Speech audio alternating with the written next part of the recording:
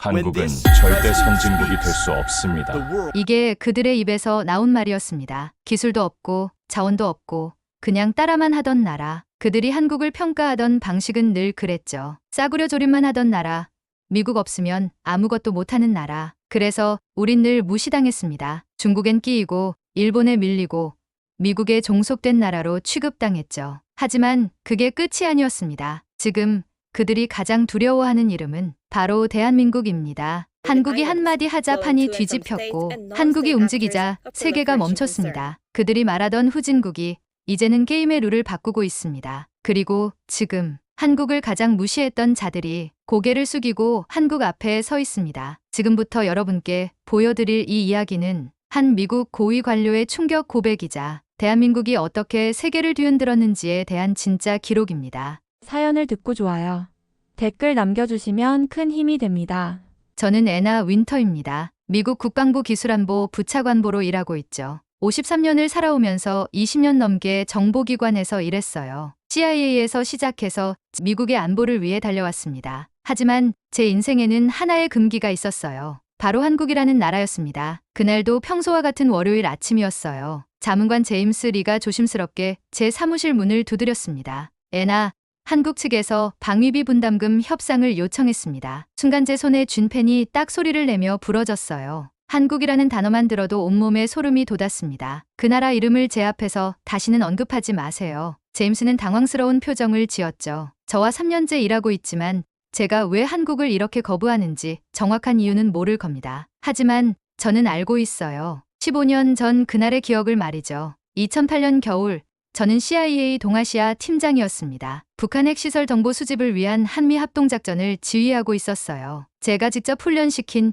20세 요원 데이빗 쿠퍼를 현장에 투입했습니다. 밝고 성실한 젊은이였어요. 저에게는 동생 같은 존재였죠. 작전 성공의 핵심은 한국 정보기관이 제공한 북한 내부 정보였습니다. 하지만 그 정보는 조작된 것이었어요. 한국 측이 의도적으로 거짓 정보를 흘린 건지 아니면 실수였는지는 모르겠습니다. 중요한 건 데이빗이 죽었다는 사실이에요. 그날 이후 저에게 한국은 절대 믿을 수 없는 나라가 되었습니다. 겉은 번드르르 하지만 속은 엉망인 나라죠. 제가 제임스에게 말했어요. 그들이 우리 없이 뭘 할 수 있겠습니까? 삼성이고 현대고 다 우리 기술을 따라한 것뿐이에요. 책상 위에는 제가 책임지고 있는 인도태평양 전략 재편 프로젝트 파일이 놓여 있었습니다. 극기 도장이 찍힌 두꺼운 문서였죠. 이 프로젝트의 핵심은 한국을 완전히 배제하는 것이었어요. 중국을 견제하기 위해서는 일본, 호주, 인도면 충분하다고 생각했습니다. 제임스가 조심스럽게 말했어요. 하지만 애나, 요즘 한국은 예전과 다른 것 같습니다. 반도체 분야는 이미 세계 1위고요. 조심스럽게요. 저는 책상을 탁 치며 일어났습니다. 제임스, 당신은 너무 순진해요. 그들은 위기가 오면 항상 우리에게 손을 내밀었어요. IMF 때도 그랬고 북핵 위기 때도 마찬가지였죠. 하지만 제 마음은 여전히 15년 전 그 차가운 겨울에 머물러 있었습니다. 데이빗의 장례식에서 제가 다짐했던 말이 떠올랐어요. 다시는 한국을 믿지 않겠다고 말이죠. 내일 백악관 회의에서 한국 압박 전략을 제안하겠습니다. 제가 단호하게 말했어요. 이제 그들이 진짜 현실을 깨달을 때가 됐어요. 그때 저는 몰랐습니다. 제가 복수라고 생각했던 그 계획이 얼마나 큰 실수가 될지 말이에요. 15년간 품어온 증오가 저를 얼마나 눈멀게 만들었는지도 깨닫지 못했죠. 밤늦게 집으로 돌아가는 길에 저는 데이빗의 마지막 말을 떠올렸습니다. 애나, 복수보다는 진실이 중요해요. 하지만 그때의 저는 그 말의 의미를 이해할 수 없었어요. 다음날 저는 한국을 무너뜨릴 완벽한 계획을 들고 백악관으로 향했습니다. 제 인생 최대의 실수를 저지르러 말이죠. 백악관 상황실에 들어서는 순간 제 심장이 빨리 뛰기 시작했어요. 대통령을 비롯해 국가안보 최고위 인사들이 모두 모여 있었습니다. 국무장관, 국방장관, CIA 국장까지 말이죠. 저는 프레젠테이션 자료를 준비하며 마음을 다잡았어요. 15년 동안 기다려온 순간이었거든요. 한국에 대한 새로운 압박 전략을 제안합니다. 제가 확신에 찬 목소리로 말했어요. 스크린에 제가 준비한 자료들이 나타났습니다. 첫째, 방위비 분담금을 현재 GDP 2.8%에서 5%까지 인상 요구합니다. 둘째, 한국산 반도체와 배터리에 25% 관세를 부과해서 경제적 타격을 가하겠습니다. 셋째, 주한미군 감축 가능성을 전략적으로 언론에 흘려서 한국 국민들에게 심리적 압박을 가하는 겁니다. 회의실이 조용해졌어요. 모든 사람들이 제 제안을 심각하게 받아들이고 있었습니다. 국무부 동아태 담당 차관이 걱정스러운 표정으로 말했어요. 애나, 그건 너무 과격한 것 아닌가요? 한국은 70년간 우리와 함께해온 핵심 동맹국인데요. 동맹이라고요?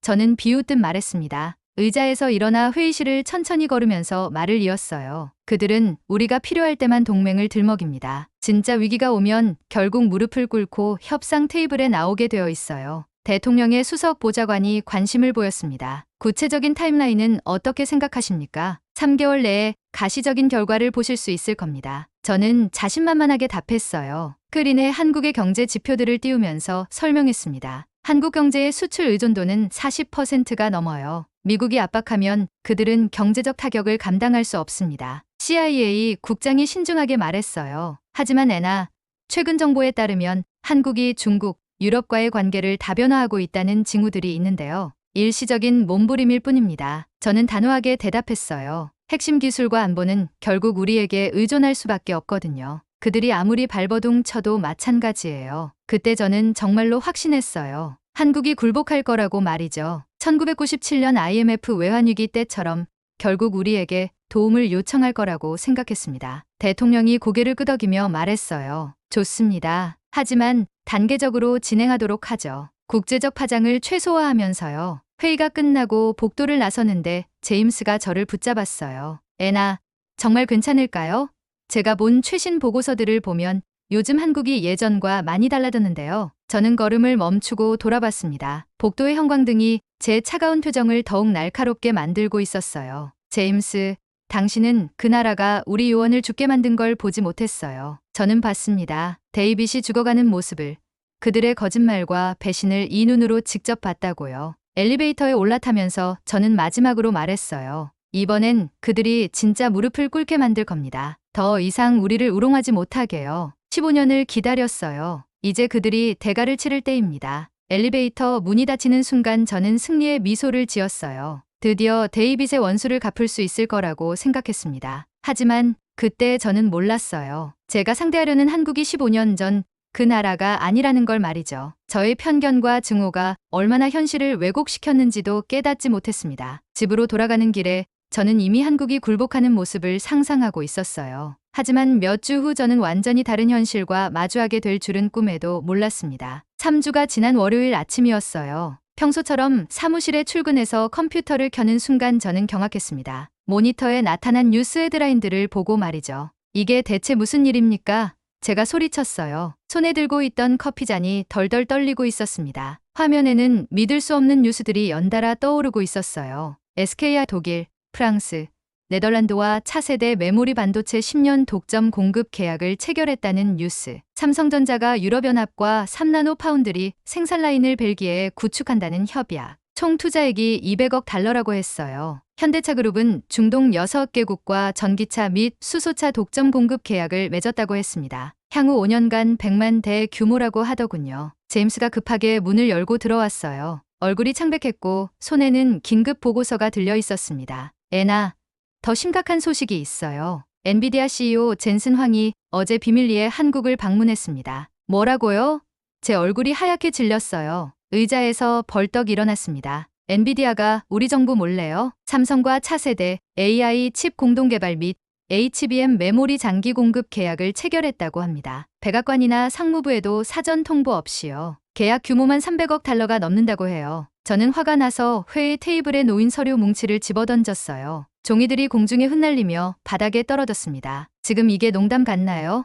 우리가 압박하니까 오히려 전 세계로 눈을 돌린다는 겁니까? 이건 예상과 완전히 반대잖아요. 제임스가 조심스럽게 말을 이었습니다. 그게 다가 아니에요. 독일 지멘스가 한국의 한화 시스템, 대우조선해양과 차세대 친환경 스마트십 기술 파트너십을 발표했어요. 네덜란드 ASML도 삼성의 차세대 하이NA EUV 장비를 우선 공급하기로 했다고 합니다. 저는 머리를 손으로 감쌌어요. 사무실을 이리저리 걸어다니며 중얼거렸습니다. 이건 말이 안 돼요. 우리가 압박하면 굴복하는 게 그들의 일관된 패턴이었는데 왜 이번에는 다르죠? 제임스가 태블릿을 들여다보며 말했어요. 더 있어요. 한국 정부가 신남방 정책 2.0이라는 걸 발표했는데 인도, 베트남, 인도네시아, 브라질과의 포괄적 경제 동반자 협정을 추진한다고 해요. 저는 창문으로 다가가 포토맥 강을 내려다봤어요. 평온해 보이는 강물과는 달리 제 마음은 폭풍우가 치고 있었습니다. 그때 갑자기 깨달았어요. 제가 뭔가 중요한 걸 놓쳤다는 걸 말이죠. 15년 전 한국과 지금의 한국이 같은 나라가 아닐 수도 있다는 생각이 스쳤습니다. 제임스,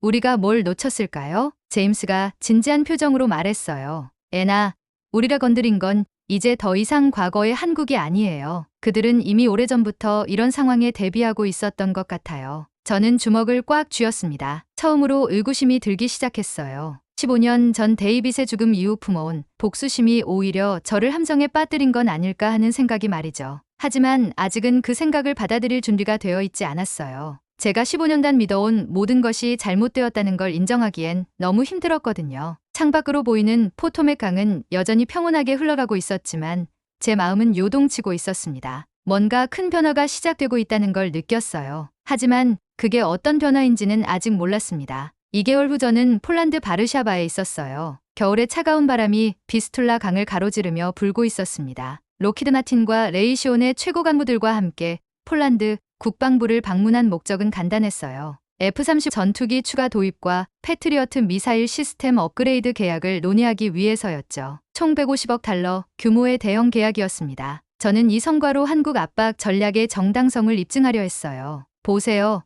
한국 같은 나라 없어도 우리는 얼마든지 큰 계약을 따낼 수 있다고 말이죠. 하지만 폴란드 국방부 회의실에 들어선 순간 저는 이상한 분위기를 느꼈어요. 폴란드 측 인사들의 표정이 어딘지 어색했습니다. 미국 측을 바라보는 시선에서 미안함 같은 게 느껴졌어요. 폴란드 국방장관 마체이 블라셰크가 정중하지만 단호한 어조로 말했습니다. 먼저 이렇게 먼 길 와주신 미국 측 대표단께 감사드려요. 하지만 안타깝게도 오늘 좋지 않은 소식을 전해드려야 할 것 같습니다. 로키드 마틴 부사장이 당황스럽게 물었어요. 좋지 않은 소식이라니요? 미국 측이 제안해주신 F-35와 패트리어트 시스템은 분명 훌륭합니다. 하지만 우리는 이미 다른 선택을 했어요. 제 심장이 쿵 하고 내려앉는 것 같았어요. 블라셰크 장관이 담담하게 발표했습니다. 한국의 KF 보람에 전투기 60대와 KMSA의 천국 미사일 시스템 도입이 지난주 의회에서 최종 승인되었어요. 회의실에 충격적인 정적이 흘렀습니다. 저는 숨이 막히는 듯한 느낌을 받았어요. 의자에 앉은 채로 몸이 굳어버렸습니다. 그뿐만 아니에요. 장관이 계속 말했어요. K9 자주포 100문,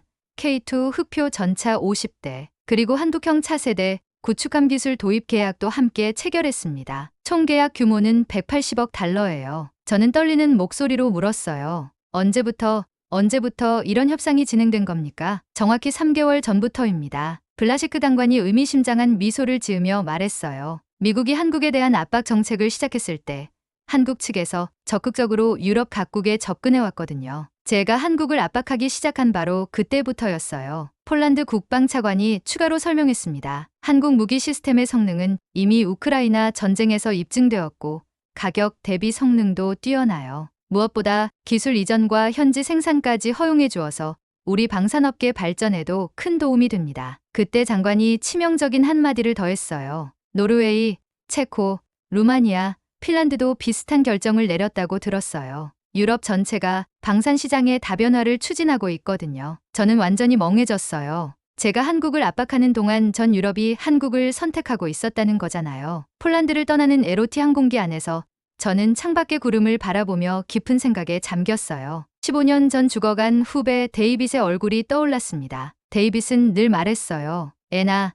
감정보다는 사실을 봐야 해요. 편견보다는 현실을 받아들여야 한다고요. 그때 처음으로 진지하게 생각해봤어요. 제가 복수에만 집착해서 진짜 현실을 보지 못했던 건 아닐까 하고 말이죠. 항공기가 대서양 상공을 지나며 저는 처음으로 자신의 15년간 판단에 깊은 의구심을 품기 시작했습니다. 창밖으로 보이는 끝없는 바다처럼 제 앞에는 알 수 없는 미래가 펼쳐져 있었어요. 데이빗이 살아있다면 뭐라고 했을까요?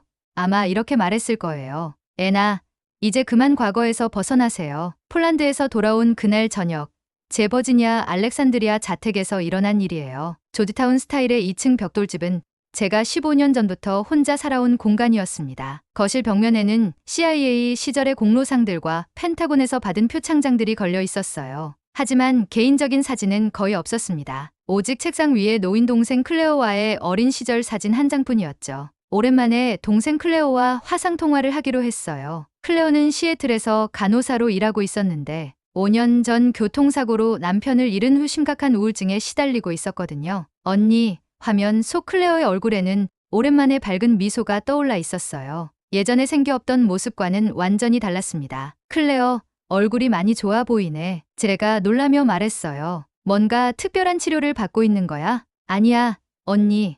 그냥 이상하게 들릴지 모르지만 말이야. 클레어가 수줍게 웃으며 말했어요. 한국 드라마를 보면서부터 많이 좋아졌어. 제가 깜짝 놀라 몸을 앞으로 기울였어요. 한국 드라마를? 응, 언니가 한국을 별로 안 좋아하는 건 알지만. 클레어가 조심스럽게 말했습니다. 처음엔 병원 동료 간호사가 사랑의 불시착이라는 걸 권해서 반신반의하며 봤는데 뭔가 마음이 따뜻해지더라고. 저는 말문이 막혔어요. 제가 그토록 증오했던 나라가 사랑하는 동생을 치유하고 있다는 거잖아요. 클레어가 계속 이야기했어요. 특히 우리들의 블루스라는 드라마를 보면서 많이 울었어. 상처받은 사람들이 서로를 치유해가는 과정이 너무 감동적이었거든. 그리고 깨달았어. 내가 혼자가 아니라는 걸, 세상에는 따뜻한 마음을 가진 사람들이 많다는 걸. 그 나라 사람들이 만든 콘텐츠가 정말로 나를 살렸어. 드라마도 그렇고 BTS, 블랙핑크 같은 K-팝 음악도 들으면서 삶의 의미를 다시 찾게 됐거든. 저는 충격을 받았어요. 15년간 제가 미워했던 그 나라가 제 동생을 살리고 있었다는 현실 앞에서 말이죠. 언니, 미안해. 언니 기분 나쁘게 하려던 건 아니야. 그냥 내가 어떻게 좋아졌는지 얘기하고 싶었어. 아니야, 클레어. 제가 부드럽게 말했습니다. 목소리에 감정이 서렸어요. 내가 좋아진 게 가장 중요해. 정말 다행이야. 언니도 한번 봐봐. 미스터 션샤인이나 킹덤 같은 것들 말이야. 정말 잘 만들었더라고. 통화를 끝낸 후 저는 한동안 빈 화면을 바라보고 있었어요. 그리고 조용히 컴퓨터를 켰습니다. 생전 처음으로 대한민국 기술산업 성장사를 검색했어요. 화면에 나타난 정보들은 제가 알고 있던 한국과는 전혀 달랐습니다. 반도체 세계 시장 점유율 1위, 조선업 세계 1위, 디스플레이 기술 세계 1위, K-팝과 한류 문화의 세계적 확산, 전기차 배터리 기술 선도, 그리고 놀랍게도 방산 수출 세계 8위까지 올라선 현실이 제 앞에 펼쳐졌어요. 내가 놓친 게 이렇게 많았나 하는 생각이 들었습니다. 크롤을 내리며 더 많은 정보를 확인했어요. 한국의 GDP는 세계 10위, 1인당 GDP는 3만 달러를 넘어섰고 특히 기술혁신 지수에서는 세계 최상위권을 기록하고 있었습니다. 더 충격적인 건 한국의 소프트파워 지수였어요. K-팝, K-드라마, K-뷰티, 심지어 K-푸드까지 전 세계적으로 확산되며 한국에 대한 긍정적 이미지를 심어주고 있었습니다. 제가 미워했던 그 나라가 전 세계 사람들에게는 꿈과 희망의 상징이 되어 있었어요. 밤이 깊어가도록 저는 컴퓨터 앞에 앉아 있었습니다. 15년간 증오에 가려보지 못했던 진실들이 하나씩 눈앞에 펼쳐지고 있었어요. 새벽 2시, 저는 마지막으로 한국 평화 기여 키워드로 검색했습니다. 화면에는 한국의 UN 평화유지군 활동, 개발도상국 지원, 그리고 국제분쟁 조정 노력들이 나타났어요. 데이빗이 그토록 추구했던 평화와 정의의 가치를 한국이 실천하고 있었던 겁니다. 그때 문득 깨달았어요. 제가 복수하려 했던 그 나라가 실제로는 세계를 더 따뜻하게 만들고 있었다는 걸 말이죠. 제 동생 클레어처럼 상처받은 사람들을 치유하고 희망을 주고 있었던 거예요. 그날 밤 저는 15년 만에 처음으로 자신의 편견을 의심하기 시작했습니다. 데이빗이 살아있다면 분명 이렇게 말했을 거예요. 애나, 이제 진실을 받아들이세요. 3주 후 저는 싱가포르 마리나베이 샌즈 컨벤션 센터에 있었어요. APEC 기술 포럼이 개최되고 있었습니다. 억지로 참석한 이 행사에서 저는 또 다른 충격적인 현실을 목격하게 되었어요. 미국 대표단의 일원으로 참석했지만 마음은 편치 않았습니다. 최근 몇 달간의 일들이 제 확신을 흔들어 놓고 있었거든요. 오후 2시 메인홀에서 한국의 삼성전자와 KT가 공동으로 6G 차세대 통신기술 시연을 시작했어요. 무대 위의 대형 스크린에는 서울과 싱가포르를 실시간으로 연결한 초저지연, 원격 수술 시뮬레이션이 펼쳐지고 있었습니다. 현재 서울 삼성의료원과 싱가포르 래플스 병원을 6G 네트워크로 연결하여 원격 수술을 시연하고 있습니다. 한국기술진이 설명했어요. 지연 시간은 0.08초, 거리는 8,247km입니다. 무대 위에서는 서울의 외과의가 싱가포르에 있는 수술용 로봇을 완벽하게 조작하고 있었어요. 참석자들이 일제히 탄성을 질렀습니다. 이게 정말 실시간인가요?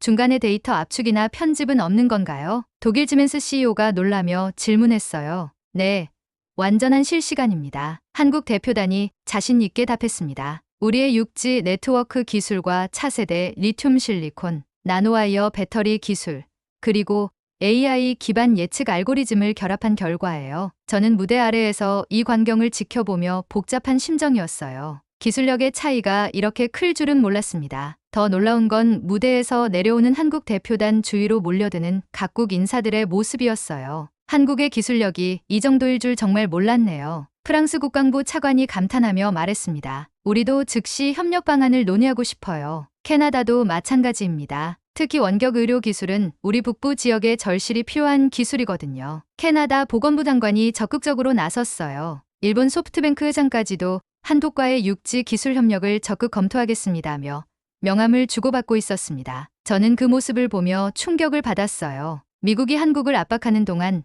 전 세계는 한국을 파트너로 선택하고 있었던 거예요. 저녁 리셉션에서 저는 혼자 발코니에 나가 싱가포르의 야경을 바라봤습니다. 마리나베이의 화려한 불빛들이 밤바다에 반사되고 있었어요. 언젠가 저 나라를 완전히 무너뜨릴 수 있다고 믿었지. 완전한 착각이었구나. 제가 중얼거렸어요. 그때 제임스가 다가왔습니다. 애나, 괜찮아요? 제임스, 우리가 얼마나 잘못 생각하고 있었는지 알겠어요. 제가 쓸쓸하게 말했어요. 한국은 이미 우리 없이도 충분히 잘 살 수 있는 나라가 되어 있었네요. 제임스가 조심스럽게 말했어요. 애나, 이제라도 깨달으신 게 다행이에요. 저는 처음으로 자신의 15년이 얼마나 헛된 시간이었는지 깨닫기 시작했어요. 제가 증오에 사로잡혀 있는 동안 한국은 이미 세계가 인정하는 선진국이 되어 있었던 겁니다. 마침내 인정할 때가 온 것 같았어요. 제가 틀렸다는 걸 말이죠. 싱가포르에서 돌아온 지 일주일 후 백악관 루즈벨트 룸에서 한국 정책 전략 회의가 열렸어요. 대통령을 포함해